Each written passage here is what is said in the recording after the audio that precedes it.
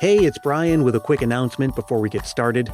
You know, this time of year especially, we're always aware of how quickly time flies.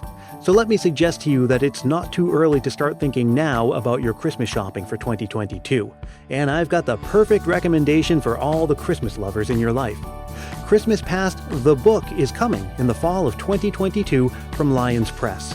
Stay connected with me on Facebook, Twitter, and Instagram for updates on events, giveaways, pre-ordering, publication dates, all that stuff. Thanks. Enjoy the episode.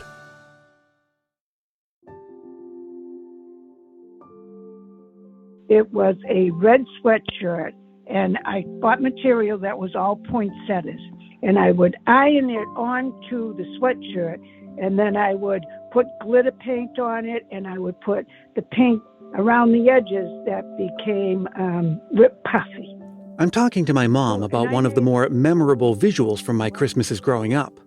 Mom was all about handmade crafts all throughout the year, and of course at Christmas time our home would be decorated with all manner of things made of felt and glue and ribbon, crocheted cozies and personalized Christmas stockings stitched together at her heavy old sewing machine. Many of those items still exist today, either at my mom's house or spread out among me and my siblings. And many others live on only in the photos tucked away in bookcases and attics. And in many of those pictures, you can see my mom in another one of her handmade creations, appliqued and glitter glued and bedazzled to Christmassy perfection, a Christmas sweater. And she just may qualify as a pioneer in this field. When was this? Oh, gosh. I would say, let's just guess around 85 or 84 or 85. And hers were sweaters that only the 1980s could have produced. That decade when thick-knit, oversized sweaters with bold patterns and highly contrasting colors, and maybe even some shoulder pads thrown in for good measure, weren't the retro statements they are now. They were simply the fashion of the day. Which, if you're getting a sense for the kind of person my mom is, also meant that she didn't stop at Christmas. And I did it for Easter. I did it for St. Patty's Day with a big teddy bear on the front with a green hat on. I did it for all the holidays, but Christmas I put glitter on it to make them even prettier. I did it just because I love things that are Christmas, and it just was so pretty when I wore it. I got lots of compliments, and I was proud that I made it myself. The Christmas sweater, known alternatively as the ugly sweater or the Christmas jumper if you're on the other side of the Atlantic, has just exploded in popularity in the last decade. More than just seasonal party attire, it's a whole cultural phenomenon and a whole big industry. How did the idea of a nice festive sweater to wear during the holiday season go on to become the stuff of ironic fashion, edgy humor, and raucous parties? Well, it may have all started in a nursing home in Canada. I'm Brian Earl. This is Christmas Past.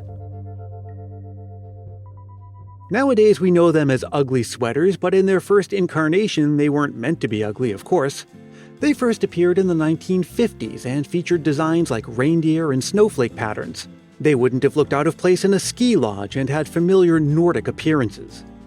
These sweaters, sometimes referred to as not Christmas sweaters but rather Jingle Bell sweaters, were available as retail items or as knitting patterns.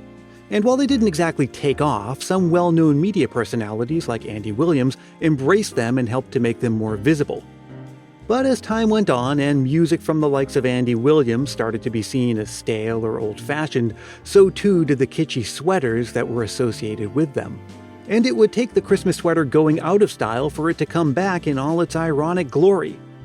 The first phase of this was sometime in the 1980s, and that was perfect timing for a guy named Evan Mendelsohn. I was born in '84, and I remember, my parents having some in their closet and seeing them throughout the 80s and 90s being worn, not necessarily for any sort of novelty reason, but because they were kind of considered more trendy, or people would wear them to the ski slopes.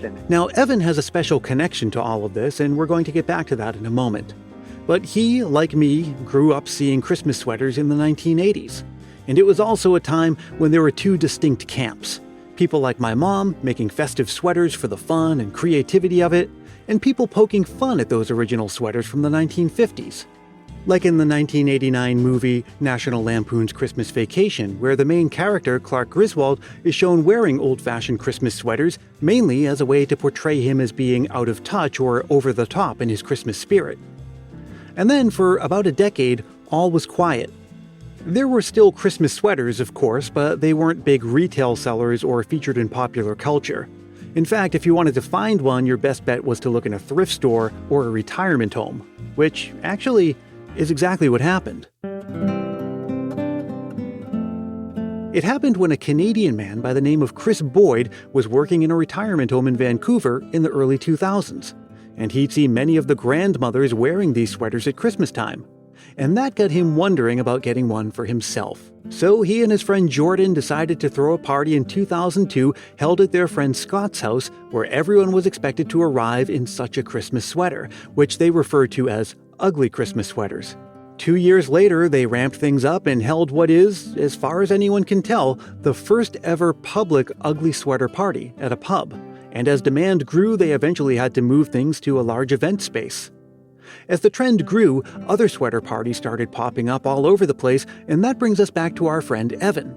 Seeing the ugly Christmas sweater trend starting to emerge in 2010 and starting to go to these parties myself and realizing that there was no place to buy Christmas sweaters, both in retail and online. It was kind of a culmination of all those factors that led me to want to start Tipsy Elves. Evan was an attorney, but he always had an interest in business and entrepreneurship. And he thought this growing sweater trend might be something. I hacked together very rudimentary designs. We started with 10 in our first year, and then trying to figure out where to manufacture them. I had a few friends from business school that had a little bit of experience with e-commerce, so just tried to piece all the pieces together. And then in terms of getting the word out, our first year, we were able to get the site ranking number 1 for the term ugly Christmas sweater, and that really fueled our sales.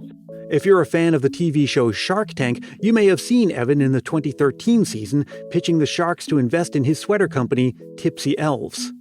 Today, the company has 30 full-time employees and over $100 million in sales. They're part of an industry that has seen astronomical growth, fueled by celebrities lending their names to product lines, major brands licensing the use of their characters, social media and public events, and, at least in recent years, a sort of competition to have the gaudiest, tackiest, edgiest sweater possible. Which leaves us wondering, where can it go from here? Are we witnessing the birth of a modern Christmas tradition, something that's going to last, or are we simply witnessing a fad that will run its course?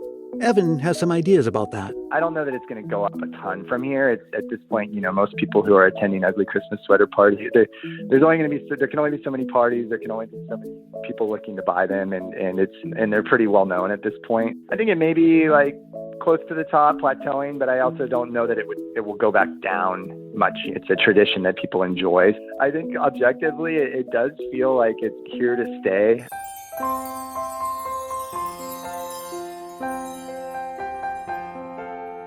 Well, a Christmas sweater is a great way to look and feel festive during this most wonderful time of the year. But if you're someone who spends a lot of time working in a uniform, like a UPS driver, say, well, then you'll need to find another way to get the Christmas feels. Just like Maddie in Kentucky does. For the past 3 Christmases, I have been working at UPS, and Christmas is obviously a very busy time of year for us. We work 6 to 7 days, many hours, so we can make sure that all the presents are underneath the Christmas tree on the morning. And we're kind of like Santa's elves. But it's pretty hard to get into the Christmas spirit because we don't have the time to do the traditions that we normally do, like baking cookies or watching movies.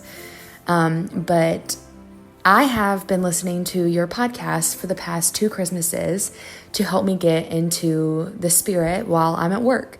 And it has made the biggest difference. This year is my first Christmas off of UPS. I graduated from college, so I no longer work there. And I am still going to be listening to your podcast. So I'm so glad to have incorporated your podcast into my yearly Christmas tradition. So yeah, that's my Christmas memory, is listening to your podcast to get me through those long, long nights at UPS. So thank you. Hey, thanks so much for the kind words, Maddie. This is why I do what I do, to help make your season just that little bit extra special and Christmassy. And while I'm grateful to Maddie for listening to Christmas Past, I'll remind her and all of you that there are many wonderful Christmas podcasts to choose from, and that number grows every season. To try to stay on top of all of that, I created the definitive guide to Christmas podcasts. Check out the show notes to this episode for a link, or just Google Definitive Guide to Christmas Podcast and find a few that suit your tastes to add to your playlist. But before you do any of that, do this. Record a voice memo into your phone describing one of your favorite Christmas memories and send it to christmaspastpodcast@gmail.com. There's still time to share a memory this season, and hearing and sharing those memories is my favorite part of doing this show season after season. Just keep it reasonably short, clean, and family-friendly, and be sure to say your name and where you're from. Christmas Past is produced in wonderful Willow Glen, California by yours truly, Brian Earl. Thanks so much to Evan Mendelsohn and Maddie in Kentucky, and thank you, Mom. And of course, thank you for listening and being part of the Christmas Past family, and for all of the wonderful messages you've been sending me recently.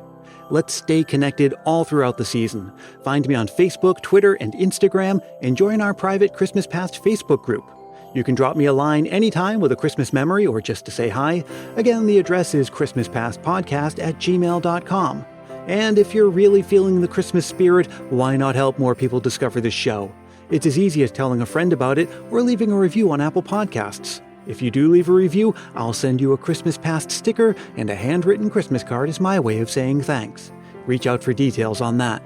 I'll be back again in just a couple of days with an all-new episode. Until then, may your days be merry and bright.